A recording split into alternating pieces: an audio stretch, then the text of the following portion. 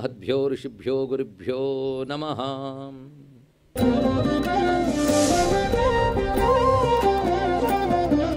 పతంజలి సామాన్యుడు కాదు. ఈయన ద్వారానే గౌడ భగవత్పాదుల వారు విద్య నేర్చుకున్నట్ట. అదొక అద్భుతమైన కథ. ఎక్కడ అంటే ఆ చోటు పేరు చిదంబరం. తర్వాత కథ పతంజలి దగ్గర అపర ఆదిశేషమూర్తి ఆయన. అటువంటి ఆ పతంజలి రూపం ధరించి తల్లిదండ్రులకు ఆనందం కలిగించి, అమ్మ నేను ఎందుకు వచ్చానో పని చేసుకొస్తాను బయలుదేరిపోయాడు. వాళ్ళు ఆశీర్వదించారు. పతంజలికి తల్లిదండ్రులు అన్న ఆనందంతో ఆశీర్వదించి పంపించారు. పతంజలి శివుడు చెప్పిన ప్రకారంగా ఆ బిలంలోకి ప్రవేశించాడు. అంటే అది సహస్రార స్థానం.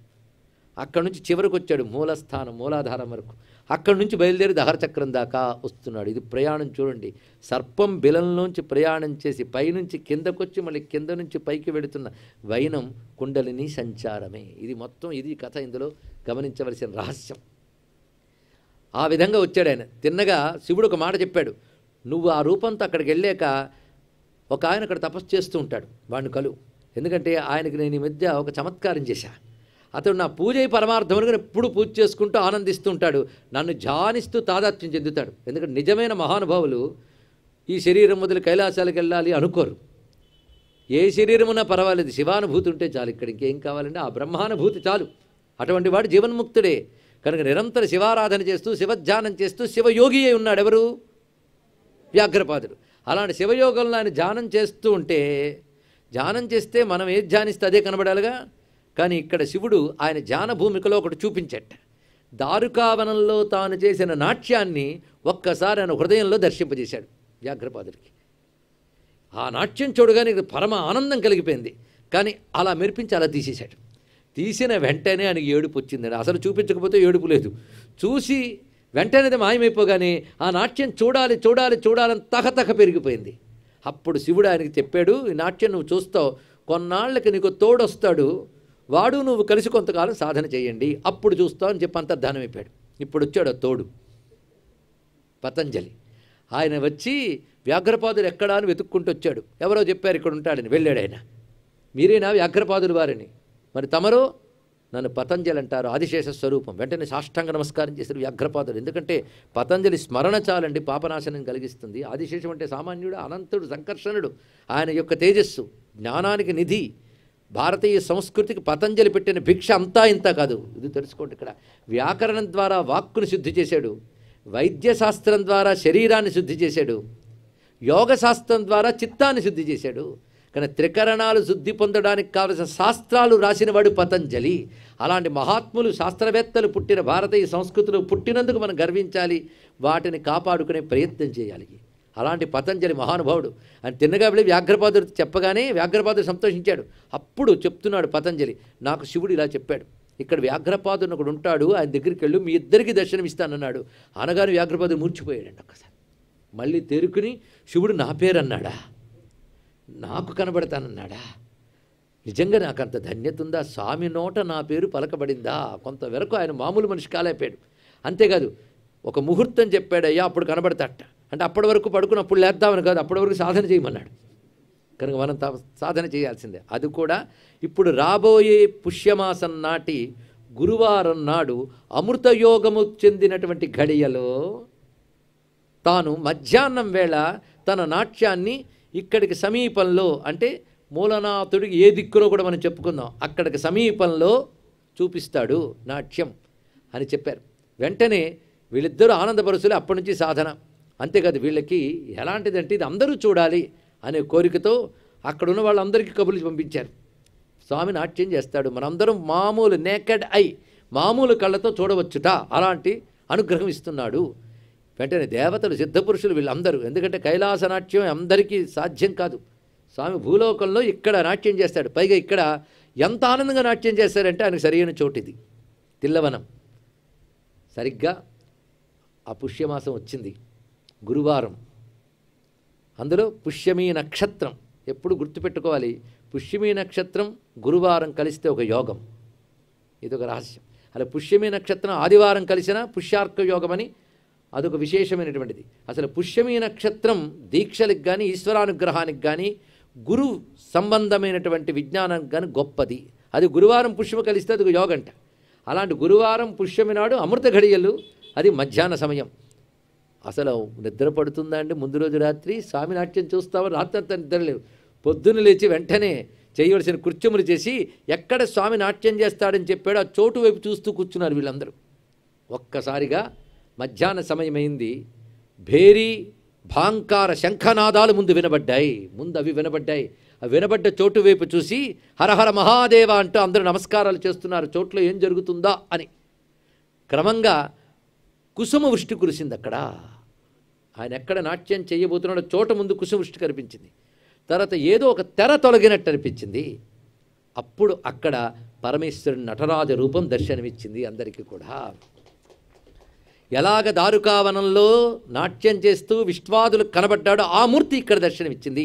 కుడిపాదం కింద అపస్మారుడనే దైత్యుని మర్దన చేస్తూ ఎడమ పాదాన్ని పైకి ఎత్తి 4 చేతుల్లో కుడి చేతిలో డమరుకాన్ని పట్టుకుని అటు తర్వాత ఉన్న కుడి చేతిలో అభయహస్తాన్ని పట్టుకుని ఎడం వైపు ఉన్న 2 చేతుల్లో పైహస్తంలో అగ్నిని క్రింది హస్తం డోలాహస్తంగా చేసి కుడి చేతి కింద పెట్టాడు. ఎత్తిన ఎడమ పాదాన్ని చూపిస్తూ ఉన్నటువంటి వాడు జటాజూటధారి, నెలవంకను గంగను దాల్చి మందహాస వదనంతో ప్రకాశించే ఆనంద తాండవమూర్తి దర్శనమైంది.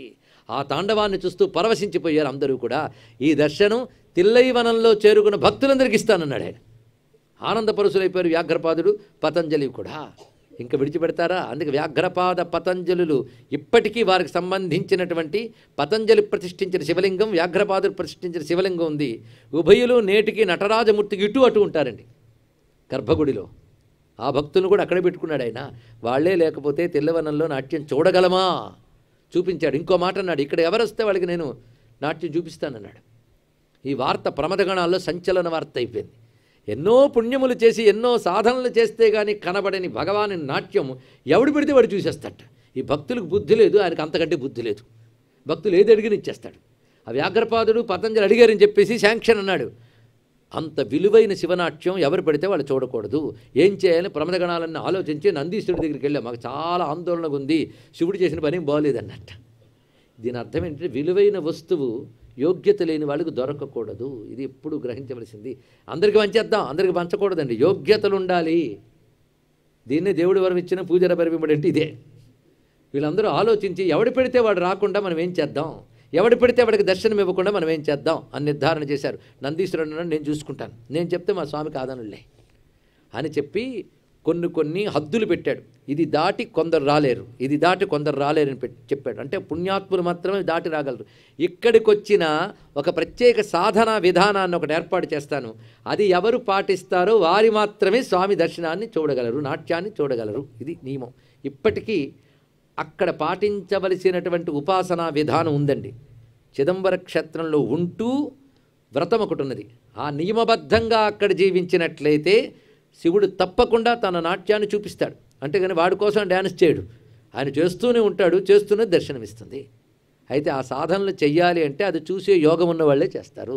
ఏ అప్పయ్య దీక్షితుల వంటి మహాత్ములు దాన్ని చేయగలరు, వాళ్ళు మాత్రమే చూడగలరు. ఆ కుంచిత పాదంలో లీనమైపోగలరు. తెలుసుకోండి, ఆ ఎత్తి ఉంచిన ఎడమ పాదం ఉందే అది గొప్పది. ఒకటి అనుగ్రహ పదం, ఇంకోటి నిగ్రహ పదం. నిగ్రహం, అనుగ్రహం ఈ రెండే భగవంతుడు చేసే పనులు. నిగ్రహం అంటే అధర్మపరుల్ని, అజ్ఞానాన్ని నిగ్రహిస్తాడు.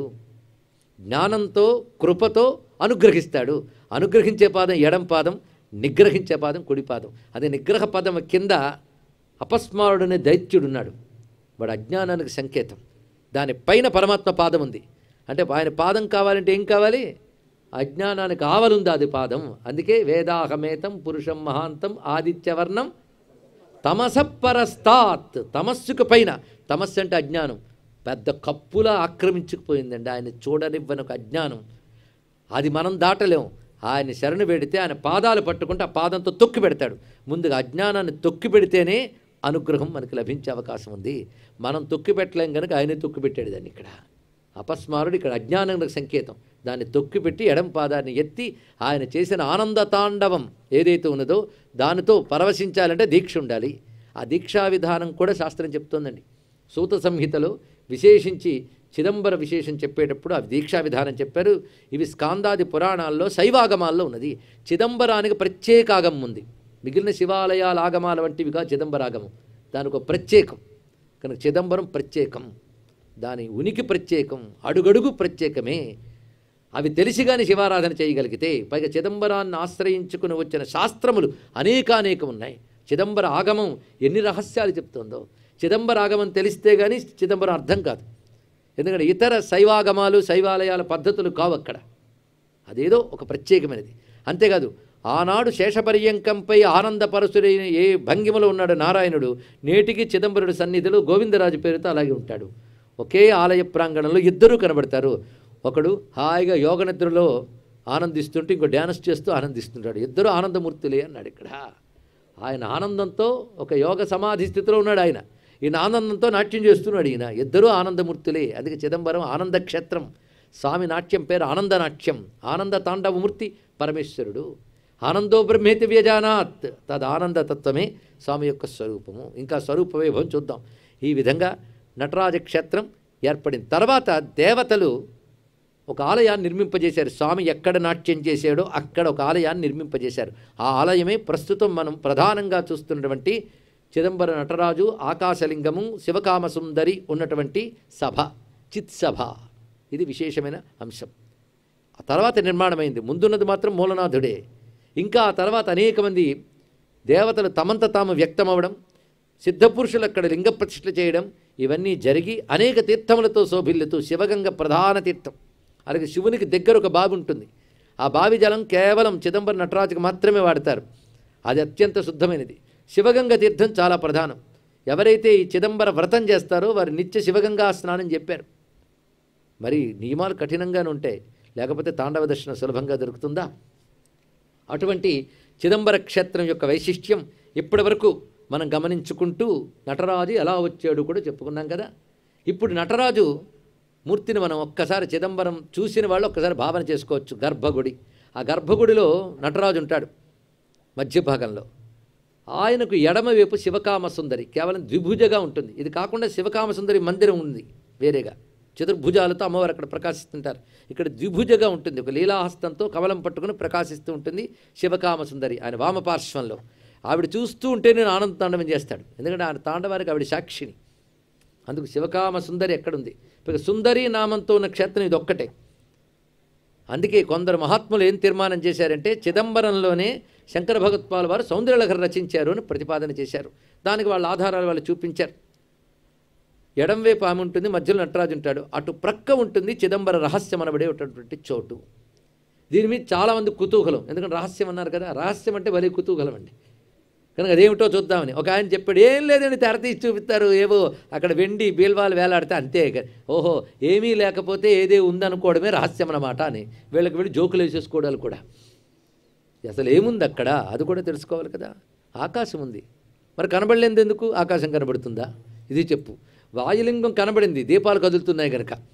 కానీ వాయులింగం చూడలేదు, నువ్వు కదులుతున్న దీపాలు బట్టి వాయువును గుర్తించావు. కానీ వాయువు కంటే సూక్ష్మం ఆకాశం కనుక అసలు కనబడదు. కనబడదని లేదనకు.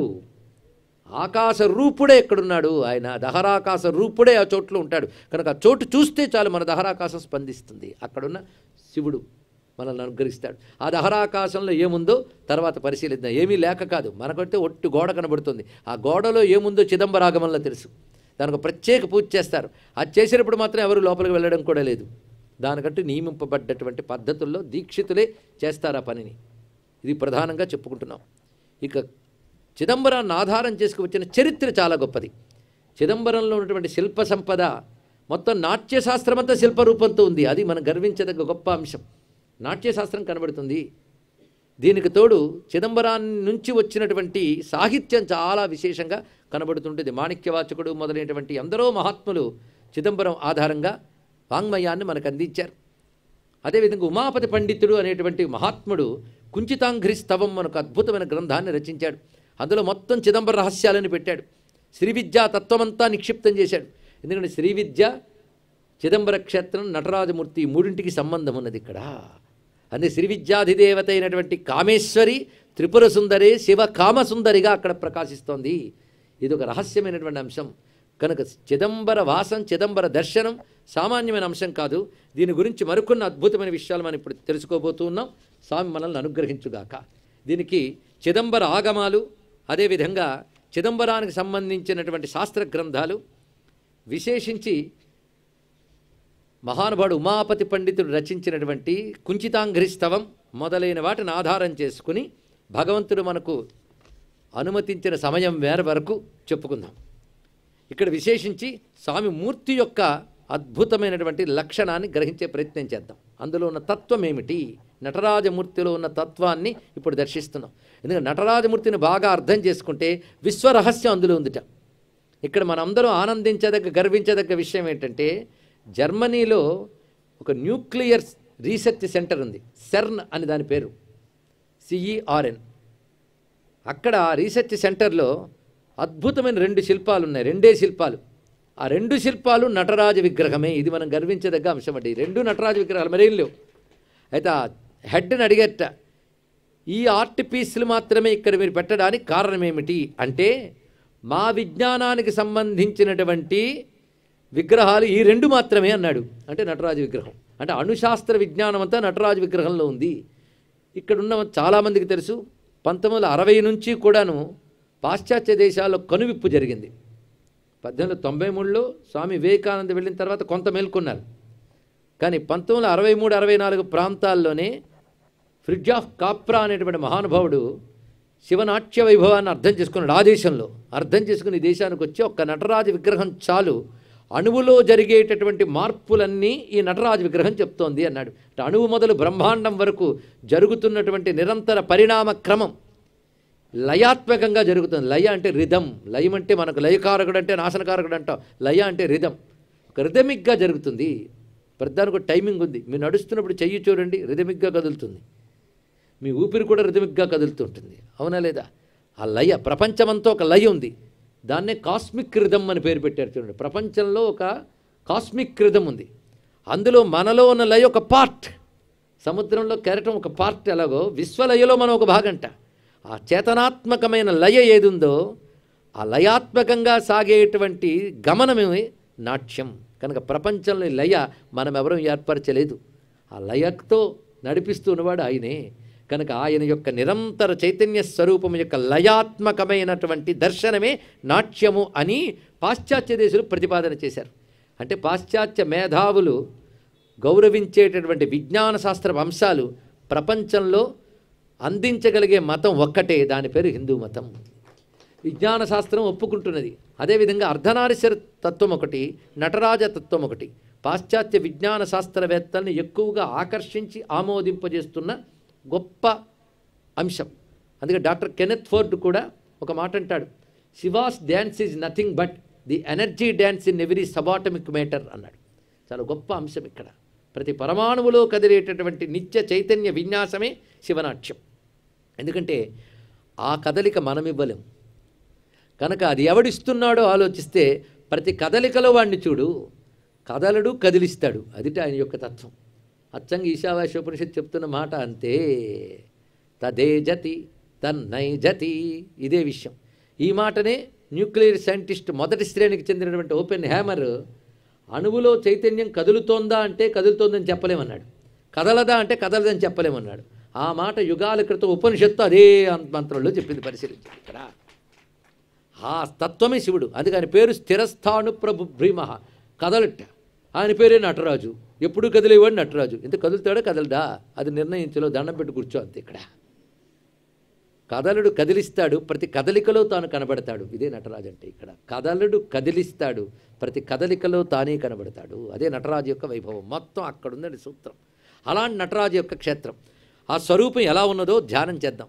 భూతే సంస్థాప్య చైకం చరణ సరసిజం దక్షిణం వామపాదం షింజన్మంజీర శోభం విధిముఖ దివిషత్పూజితం భక్తిభాజం ధర్మాధిష్టాన్ ప్రదాతుం ధనలిపి సహితం కించిదుద్ధృత్య తిర్యక్ చాకుంచానంద నృత్తం కలయతి వరదం కుంచితాంఘ్రిం భజేహం, కుంచితాంఘ్రిం భజేహం.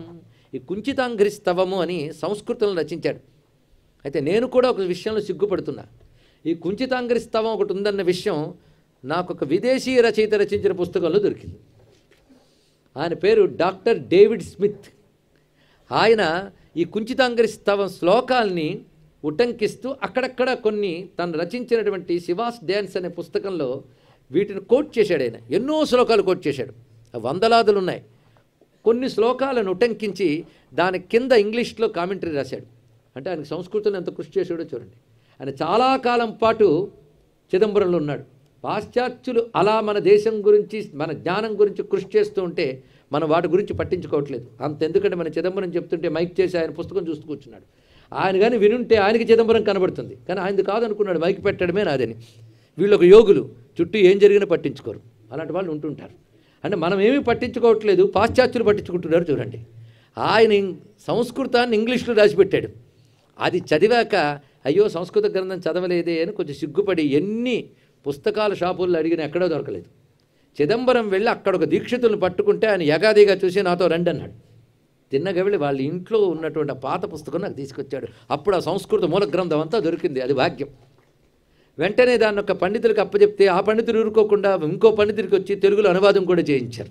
చాలా విశేషమైన అంశం. కుంచితాంఘ్రిస్తవం పేరుతో చిదంబరానికి సంబంధించిన అద్భుతమైన విజ్ఞానం అంతా రచించాడు ఉమాపతి పండితుడు. అందులో ఈ శ్లోకం చెప్తున్నాడు. భూతే సంస్థాప్య చైకం, ఒక భూతం మీద పాదాన్ని పెట్టి దక్షిణ పాదాన్ని, వామపాదం ఎలా ఉన్నది అంటే దానికి ఒక మంజీరం తొడిగి ఉన్నది, అది పైకి ఎత్తి ఉంచాడు. పైకి ఎత్తి ఉంచడమే కాకుండా కొంచెం తనవే వంచాడు. ఆ వంచడం వలది కుంచితం అయింది. కుంచితం అంటే అరవంచన, కొంచెం వంచాడు.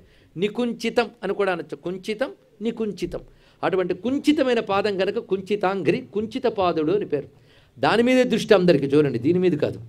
తొక్కేసిన పాదం కాదు, ఎత్తిపెట్టిన పాదం మీద చాలా అందరికీ దృష్టి. ఆ పాదం లాగేసుకుంటుంది భక్తుల్ని. ఆ పాదం కావాలంటే ఆ కుంచిత పాదం, అది వామపాదం.